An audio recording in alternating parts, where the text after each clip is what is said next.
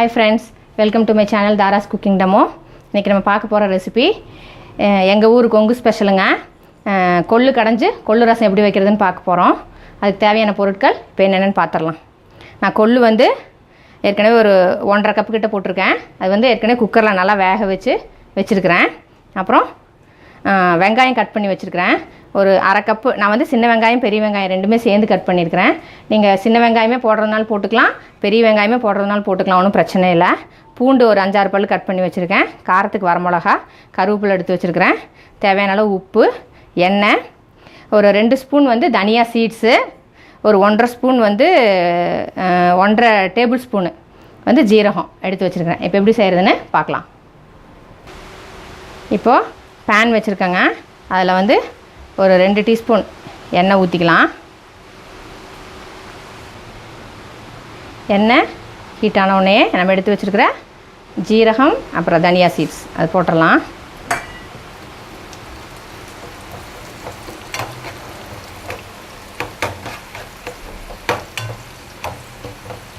போட்டுட்டு தனியாவும் ஜீரகமும் கொஞ்சம் கலர் மாதிரி கொஞ்சம் நல்ல ஒரு வாசம் வர்ற வரைக்கும் அது வந்து கொஞ்சம் நம்ம வந்து ஃப்ரை பண்ணிக்கலாம்.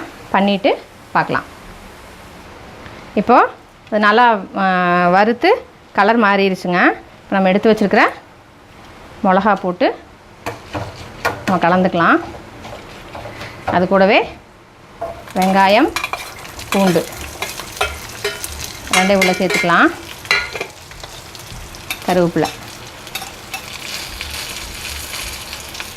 சேர்த்துட்டு எல்லாத்தையும் சேர்த்து நல்லா வணக்கிக்கலாம். வெங்காயம் பூண்டு வணங்கினதுக்கப்புறம் பார்க்கலாம். இப்போது இன்னும் கொஞ்சம் வணங்கணுங்க. இப்போ கொள்ளோட பெனிஃபிட்ஸ் என்னென்னு பார்த்துக்கிட்டிங்கன்னா, அது வந்து கொலஸ்ட்ரால் நம்மளுக்கு கண்ட்ரோல் பண்ணும். நம்மளுக்கு சளியெல்லாம் இருந்தாலும் கொள்ளு சாப்பிட்டா ரொம்ப நல்லது, சீக்கிரம் கேட்கும். நம்ம டயட்டில் இருக்கிறவங்களும் கொள்ளு வந்து எடுத்துக்கலாம். இன்னும் கொஞ்சம் வணங்கணும். வெங்காயம் வணங்கினதுக்கப்புறம் பார்க்கலாம். இப்போது வெங்காயம் பூண்டு நல்லா வணங்கிருச்சுங்க. இப்போ நம்ம வந்து ஸ்டவ் ஆஃப் பண்ணிடலாம். இது நல்லா ஆற வச்சுட்டு இப்போ ஆக்சுவலாக வந்து நம்ம வேக வச்சுருக்கிற கொள்ளு, அதுக்கு தேவையான உப்பு, இந்த நம்ம வணக்கியிருக்கிறது இது ஆறினோடனே ஆக்சுவலாக ட்ரெடிஷ்னலாக வந்து இது எல்லாம் ஒன்றா போட்டு மண்பானை மத்தில் கடைவாங்க. ஆனால் இப்போ நான் வந்து மிக்சியில் தான் போட போகிறேன். மிக்சியில் நீங்கள் வேணாலும் போட்டுக்கலாம். நீங்கள் போட்டு எல்லாம் ஒன்றா அரைச்சிட்டு ரொம்ப சுலபமாக செஞ்சிடலாங்க. சுவையாகவும் இருக்கும். சூடான சாதத்தில் இது போட்டு சாப்பிடும்போது ரொம்ப டேஸ்ட்டாக இருக்குங்க. அதில் நெய் சேர்த்துக்கிட்டால் இன்னும் ரொம்ப டேஸ்ட்டாக இருக்கும். குழந்தைகளுக்கு கொடுக்கும்போது நீங்கள் நெய் சேர்த்து கொடுத்து பாருங்கள், ரொம்ப நல்லாயிருக்கும். இப்போ நான் மிக்சியில் போட்டுட்டு நான் காமிக்கிறேன். அந்த கொள்ளு நான் மிக்சியில் போட்டு அரைச்சிட்டு வந்துட்டேங்க.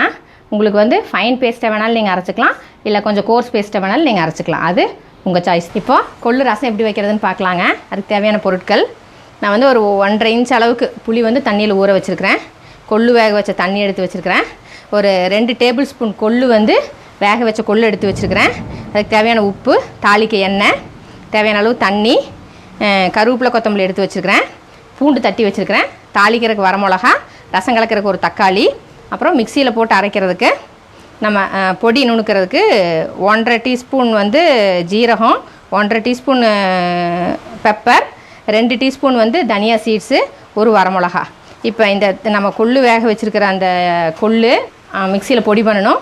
பொடி பண்ணிவிட்டு பார்க்கலாம். இப்போது நம்ம அந்த வேக வச்சுருந்த கொள்ளு அரைச்சிட்டு வந்துட்டேங்க. அதே மாதிரி நான் எடுத்து வச்சுருந்த அந்த வரமிளகா, தனியா சீட்ஸு, பெப்பர், ஜீரகம் அதுவும் எல்லாம் பொடி பண்ணிட்டு வந்துட்டேன். தக்காளி என்னோடது காயாக இருந்தனால மிக்சியில் இந்த மாதிரி கோர்ஸாக ஓட்டிக்கிட்டேன். அந்த புளி வந்து கரைச்சி வச்சுக்கிட்டேன். இப்போது இந்த பொடி தவிர இந்த இதில் நம்ம அரைச்சிட்டு வந்த கொள்ளு, அந்த வேக வச்ச கொள்ளு தண்ணி, தக்காளி அரைச்சிட்டு வந்தது எல்லாம் சேர்த்துட்டு நான் இன்க்ரீடியன்ஸில் மஞ்சத்தூள் சொல்ல மறந்துட்டேங்க. தேவையான அளவு மஞ்சத்தூள், ரசத்துக்கு தேவையான உப்பு போட்டுட்டு நம்ம எல்லாம் ஒன்றா கரைச்சிக்கலாம். நான் கரைச்சிட்டு உங்களுக்கு காமிக்கிறேன். இப்போ அந்த புளி தண்ணியில் போட்ட திங்ஸ் எல்லாம் சேர்ந்து நான் நல்லா கரைச்சி வச்சுருக்கேங்க ரசம். இப்போ ரசம் தாளிச்சிடலாம். எப்படின்னு பார்க்கலாம். இப்போது பேன் வச்சுருக்கேங்க. பேனில் 2 டீஸ்பூன் எண்ணெய் ஊற்றிருக்கிறேன். எண்ணெய் காஞ்சோடனே கடுகு போட்டுக்கலாம். இப்போது கடுகு பொரிஞ்சோடனே வெந்தயம் போட்டுக்கலாம்.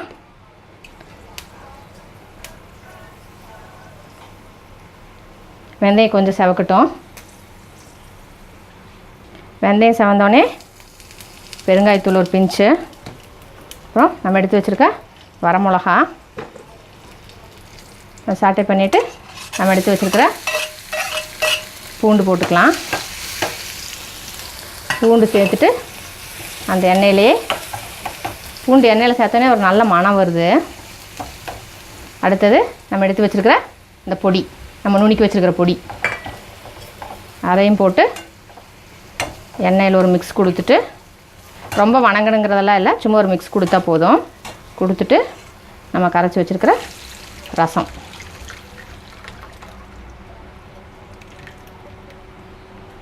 சேர்த்துடலாம். ரசம் கொதிக்கட்டும், அப்புறம் பார்க்கலாம். இப்போது ரசம் கொதி வர போகுதுங்க. அப்போ அதுக்கு முன்னாடி நான் அந்த ரசம் எந்த குண்டானில் தூக்கி ஊற்றுறனோ அதில் வந்து பச்சையாக கருவேப்பிலையும் கொத்தமல்லியும் போட்டு வச்சுருக்கிறேன். இதில் அப்படியே இந்த ரசம் கொதி வர ரசத்துக்கு ஊற்றிட்டா நல்ல மணமாக இருக்குங்க. ஊற்றிட்டு பார்க்கலாம். இப்போது ரசம் அது ஊற்றுனோடனே கொஞ்சம் ஒரு 1/4 டம்ளர் பச்சை தண்ணி அதில் ஊற்றிடணுங்க. எதுக்குன்னா ரசம் கடுத்து போகாமல் இருக்கிறதுக்கு. ஊற்றிட்டு உடனே டக்குன்னு மூடி வச்சிடணும்.